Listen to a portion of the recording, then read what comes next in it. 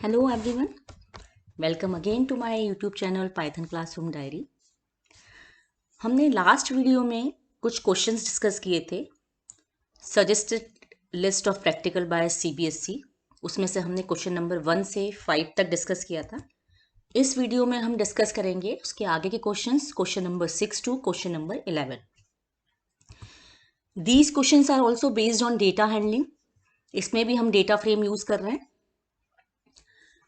तो देखते हैं। Sixth question is filter out rows based on different criteria such as duplicate rows। ये कह रहे हैं कि इस तरह से आप कोडिंग लिखिए जिसमें आपको कोई क्राइटेरिया गिवन हो और उस बेस पे आपको रोज को फिल्टर करना है, एक्सट्रैक्ट करना है। तो इन्होंने एक एग्जांपल दिया जैसे कि डुप्लीकेट रोज हमें फाइंड आउट करनी है। तो इसी तरीके से कोई भी क्राइटेरिया हमें क्वेश्चन पेपर में दिया जा सकता है और उस क्राइटेरिया पर बेस्ड हमें रोज को डेटा फ्रेम में से एक्सट्रैक्ट करना होगा, निकालना होगा, प्रिंट कराना होगा। तो हम कैसे करेंगे, हमें इसमें इस एग्जांपल से समझते हैं। यहाँ हमने एक डेटा फ्रेम लिए, आप देख सकते हैं यहाँ पर 4 स्टूडेंट्स हमने ले रखे हैं, लेकिन नोटिस कीजिए आप, first row is Mohini 67, 78, 87 and last row is also Mohini 67, 78, 87। Means हमने इंटेंशनली यहाँ पर डुप्लीकेट रोज डाली हुई हैं, ठीक। लेकिन आगे हम जब एक्चुअल में डेटा एनालिसिस करते हैं वहाँ इंटेंशनली नहीं डालते हैं, but if you want to find out कि इसमें कोई डुप्लीकेट डेटा तो नहीं है तो हम उसको कर सकते हैं। तो हम देखते हैं, हम डिफरेंट डिफरेंट क्राइटेरिया पर बेस्ड रोज को निकालेंगे। यहाँ हमने इस इंडेक्स लेबल दे दिए हैं, student 1, student 2, student 3 and student 4, और डेटा फ्रेम को प्रिंट करा लिया, ठीक। इसके बाद हमारे पास एक क्राइटेरिया है, we want to get student with more than 70 marks in chemistry. यानी हमारे पास यहाँ क्राइटेरिया क्या गिवन है कि केमिस्ट्री में जिसके 70 से ज़्यादा मार्क्स हैं उन स्टूडेंट्स की लिस्ट को शो करना है। तो हम कैसे लिखेंगे, सिंपल, यहाँ पर डेटा फ्रेम का नाम लिखा हमने, डेटा फ्रेम स्क्वायर ब्रैकेट, यहाँ क्या लिखेंगे, data frame result dot chem is column name, chemistry के लिए जो कॉलम नेम हमने दिया था, इज ग्रेटर देन 70। इससे क्या होगा, जिस पर भी ये क्राइटेरिया फुलफिल हो रहा होगा, यानी केमिस्ट्री के मार्क्स 70 से ज़्यादा होंगे, वो प्रिंट कर देगा। अभी हम थोड़ी देर में आउटपुट देखेंगे। सेकेंड क्राइटेरिया हमने रखा, मान लीजिए आपको क्वेश्चन गिवन हो कि you have to display record of student Radhika, यानी कोई स्टूडेंट का नाम दिया हो और आपसे कहा जाए कि इस स्टूडेंट के रिकॉर्ड को डिस्प्ले करो। तो यहाँ पर हमें क्राइटेरिया में क्या लिखना है, डेटा फ्रेम स्क्वायर ब्रैकेट, और हम यहाँ लिखेंगे कंडीशन स्क्वायर ब्रैकेट में DF result dot name equal to Radhika, यानी जहां राधिका ना नेम कॉलम में राधिका हो उस रो को डिस्प्ले करो। फिर एक फंक्शन और है यहाँ पर डुप्लीकेटेड, इससे ये पता लग जाएगा कि क्या पर्टिकुलर रो डुप्लीकेट है या नहीं है, ठीक। तो ये डेटा फ्रेम का नाम लिखा है एंड डॉट डुप्लीकेटेड लिखा है। देखिए इसका आउटपुट कैसे आता है, पहले हमने प्रिंट कराई थी डेटा फ्रेम, तो ये एज इट इज प्रिंट हो गई है। देन हमारा मैसेज है student with more than 70 marks in chemistry, ये मैसेज आ गया। और जो ये कंडीशन लगाई, इस कंडीशन की वजह से जहां भी केमिस्ट्री में 70 से ज़्यादा मार्क्स है उन रिकॉर्ड्स को इसने डिस्प्ले किया है।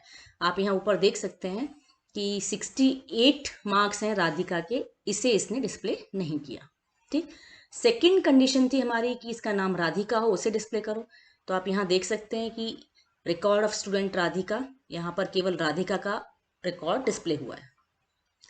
फिर जो लास्ट हमने लिखा था फाइंडिंग डुप्लीकेट रोज, कैसे फाइंड किया हमने, जब हमने लिखा डेटा फ्रेम डॉट डुप्लीकेटेड, तो ये क्या करेगा, हर रो में ये बोलेगा फॉल्स या true. That means false means ये डुप्लीकेट रो नहीं है और ट्रू मीन्स ये डुप्लीकेट रोज है। तो यहाँ हम देख सकते हैं कि ये 3 यदि रो को, पहले मोहिनी को देखेगा, इसको डुप्लीकेट नहीं मानेगा, राधिका ये भी डुप्लीकेट नहीं है, मयंक भी डुप्लीकेट नहीं है, लेकिन दोबारा जब मोहिनी उसे मिली तो उसने बोल दिया it is duplicated, that means true return कर दिया। Next question is find the sum of each column और find the column with the lowest mean. यहाँ पर 2 पार्ट हैं, एक तो इन्होंने बोला है कि हर कॉलम का सम कीजिए, कॉलम वाइज सम हमें प्रिंट कराना है। और एक दूसरा पार्ट दिया है, find the column with the lowest mean. उस कॉलम का नाम बताइए जहां पर मीन जो है वो लोएस्ट हो।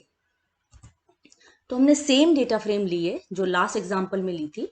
4 रिकॉर्ड्स हैं, यहाँ पर मोहिनी ट्वाइस हमने लिया है, लेकिन फिलहाल फर्क नहीं पड़ता इससे। हम मान लेते हैं दूसरा कोई स्टूडेंट है। तो यहाँ डेटा फ्रेम हमने प्रिंट करा दी। नाउ हमें करना क्या था, सम ऑफ ईच कॉलम और column with the lowest mean. तो सम ऑफ ईच कॉलम के लिए हमें सिंपल से डेटा फ्रेम का नाम लिखना है एंड डॉट सम लिखना है। बाय डिफॉल्ट ये कॉलम वाइज सम करके देगा। सेकेंड टारगेट क्या था, find the column with the lowest mean. तो यहाँ क्या लिखा हमने, data frame underscore result dot mean. अब इसकी वजह से क्या होगा, हर कॉलम वाइज मीन आ जाएगा, यानी हर कॉलम का मीन आएगा। बट क्वेश्चन क्या था कि कॉलम विथ मिनिमम मीन चाहिए, तो हम एक डॉट के बाद एक फंक्शन और यहाँ पर यूज कर रहे हैं, IDX मिन। मतलब ये जो भी मीन निकालेगा उसमें से इन्होंने क्या बोला था, क्वेश्चन देखिए, find the column with the lowest mean, यानी जितनी भी मीन है इसमें से लोएस्ट मीन जिसका है उसे डिस्प्ले करना है। तो हमने किसे प्रिंट कराया, जिसका इंडेक्स मिनिमम हो वो कॉलम का मीन निकाल के प्रिंट करेगा। देखें इसका आउटपुट क्या आया, ये हमारी डेटा फ्रेम है। सेकेंड चीज हमने प्रिंट कराई थी sum of each column. Sum of each column में हमने यहाँ प्रिंट कराया डेटा फ्रेम डॉट सम। इसकी वजह से क्या हुआ, कॉलम वाइज सम ऑटोमेटिकली हो गया। तो फिजिक्स में 278, केमिस्ट्री 312, मैथ्स 358, ये सम आ गया। सेकेंड चीज हमने प्रिंट कराई है मीन ऑफ एवरी कॉलम। जब हम सिंपल से डेटा फ्रेम का नाम और डॉट मीन लिखेंगे तो कॉलम वाइज मीन आ जाएगा। यहाँ मीन बता दिया, फिजिक्स का इतना है, केमिस्ट्री का इतना है, मैथ्स का इतना है। अब हमारा जो टारगेट था कि इनमें से भी हम मिनिमम वैल्यू निकालें, फाइंड आउट करें। तो हमने क्या यूज किया था, ये IDX मिन, इंडेक्स ऑफ मिनिमम। तो इसकी वजह से क्या हुआ, देखिए आप यहाँ पर मिनिमम किसका है 69.5। आउटपुट में हमारे पास आ गया column with minimum mean is physics. Now next program, locate the n largest values in a data frame. n largest values in a data frame means data frame में जो डेटा दिया हुआ है उसमें मान लीजिए हमें 2 लार्जेस्ट वैल्यू चाहिए या 3 लार्जेस्ट चाहिए, यानी 3 टॉप वैल्यू चाहिए, ऐसा कह सकते हैं हम। वो कैसे करेंगे, इसके लिए हमारे पास एक फंक्शन है डेटा फ्रेम के साथ में n लार्जेस्ट फंक्शन का हम यूज करेंगे। n लार्जेस्ट, और यहाँ जो 2 लिखा है that is number of largest value कितनी चाहिए, टॉप 2 चाहिए, टॉप 3 चाहिए, वो हम यहाँ दे सकते हैं। एंड कॉलम नेम, यानी किस कॉलम पर बेस्ड लार्जेस्ट वैल्यू निकालना है। तो यहाँ देखिए हमने मार्क्स लिए हैं, मोहिनी, राधिका, मयंक, मनीषा, 4 रिकॉर्ड लिए हैं, चारों के मार्क्स दे दिए। इंडेक्स का डिसाइड कर लिया हमने, स्टूडेंट 1, 2, 3, 4, एंड डेटा फ्रेम को प्रिंट कराया। अब हमारा क्वेश्चन क्या था, locate the n largest values in a data frame. n मान लीजिए हम 2 ले रहे हैं, तो कैसे प्रिंट कराएंगे। देखिए हमने ऊपर हेडिंग लिखी है टॉपर्स इन मैथ्स, क्योंकि हमें देखना है कि मैथ्स में हाईएस्ट नंबर, टॉप 2 नंबर्स किसके आए हैं। तो हमने लिखा data frame dot result dot n largest, bracket में 2 मीन्स टॉप 2 चाहिए values, and bases of column maths, यानी मैथ्स में जो टॉप 2 वैल्यूज हैं उनके रिकॉर्ड हमें डिस्प्ले करने हैं। तो देखिए इसका आउटपुट क्या आया, ये तो हमारी डेटा फ्रेम हमने प्रिंट कराई थी, यहाँ तक डेटा फ्रेम है, ये यहाँ तक डेटा फ्रेम प्रिंट हो गई। फिर हमने प्रिंट क्या कराया था, toppers in maths, toppers in maths.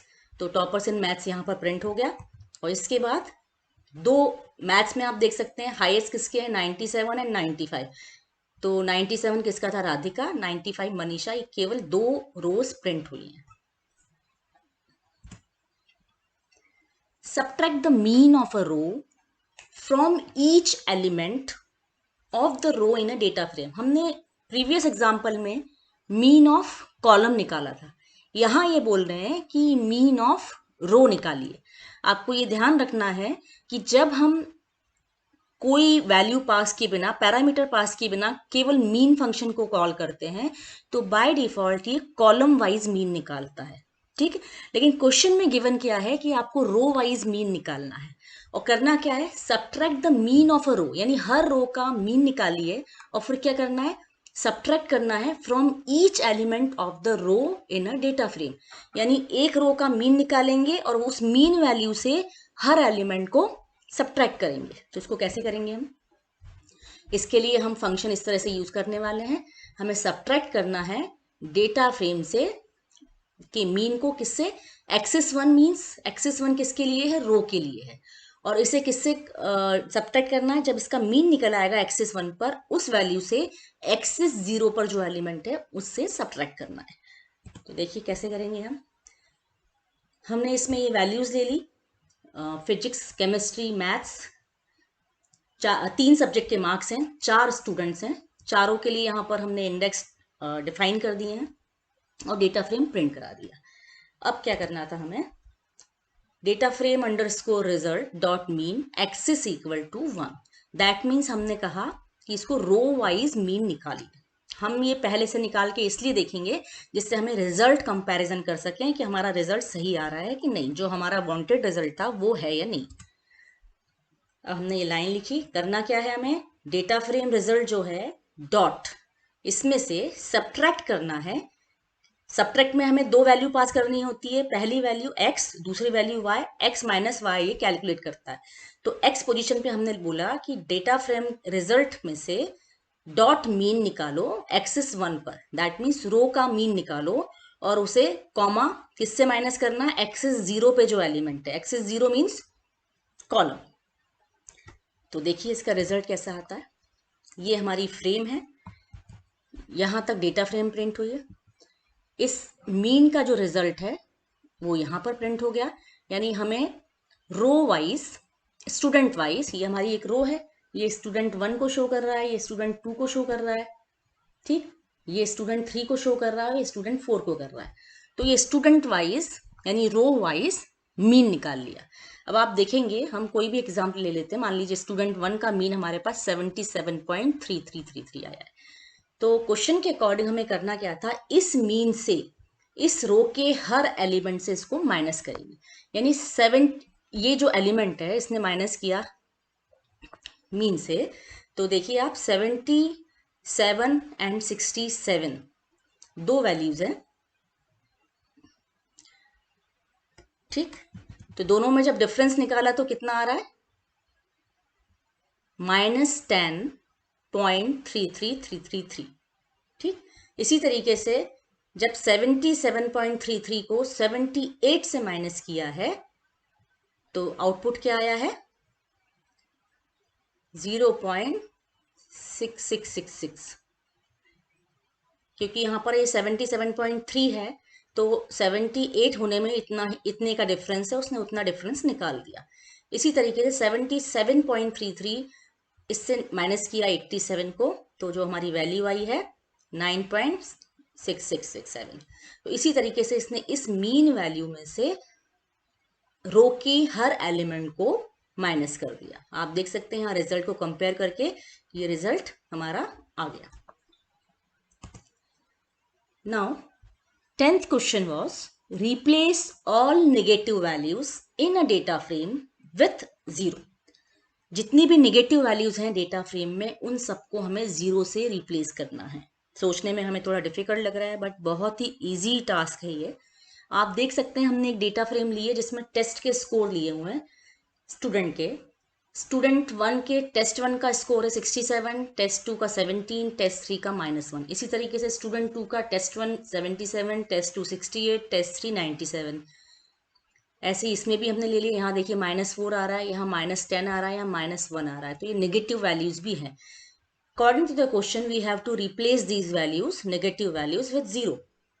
तो क्या करना होगा हमें, सिंपल से एक लाइन लिखनी है। हमें क्या लिखनी है, डेटा फ्रेम का नाम, यहाँ पर डेटा फ्रेम का नाम हमारा DF है, तो DF स्क्वायर ब्रैकेट, कंडीशन हमने दे दी DF इज लेस देन 0, यानी negative values means less than 0 हो गया। तो हमने कंडीशन दे दिया कि जहां भी डेटा फ्रेम की वैल्यू लेस देन 0 है उसमें क्या असाइन कर दिया जाए, 0।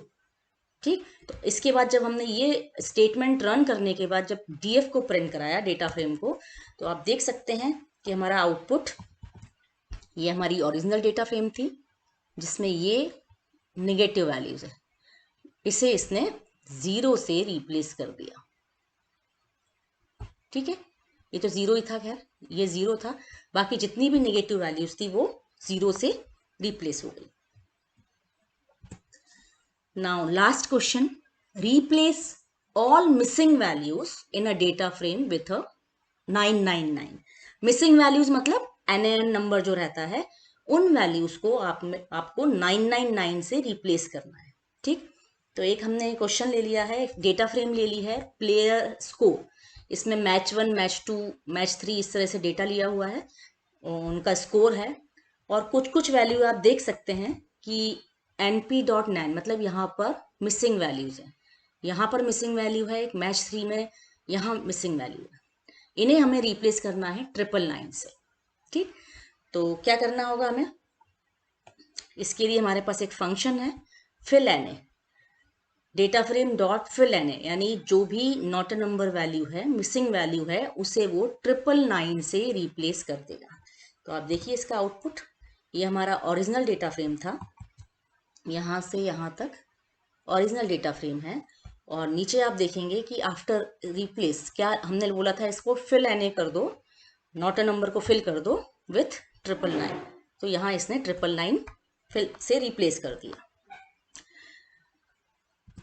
आई होप आपको ये प्रोग्राम्स अच्छे से समझ आ गए होंगे, और ये प्रोग्राम्स की प्रैक्टिस आप ज़रूर करें, आपको आने वाले बोर्ड एग्जाम में बहुत हेल्प करेंगे, क्योंकि क्वेश्चंस जो हैं हमने एक एग्जाम्पल लेके किया है, हो सकता है आपको इसमें फाइंड आउट द आउटपुट के फॉर्म में पूछा जाए, या सिंपल से एक मिसिंग द स्टेटमेंट को आपको करेक्ट करने को बोला जाए, आपको लिखने को बोला जाए, या इनकरेक्ट दिया हो उसको आपको करेक्ट करने को बोला जाए, तो आपको इसकी प्रैक्टिस करना बहुत ज़रूरी है। यदि आपको अच्छे मार्क्स लाने हैं आगे आने वाले बोर्ड एग्जाम में, तो मेन चीज़ है प्रैक्टिस प्रैक्टिस प्रैक्टिस। तो आज के इस वीडियो में इतना ही। Thank you.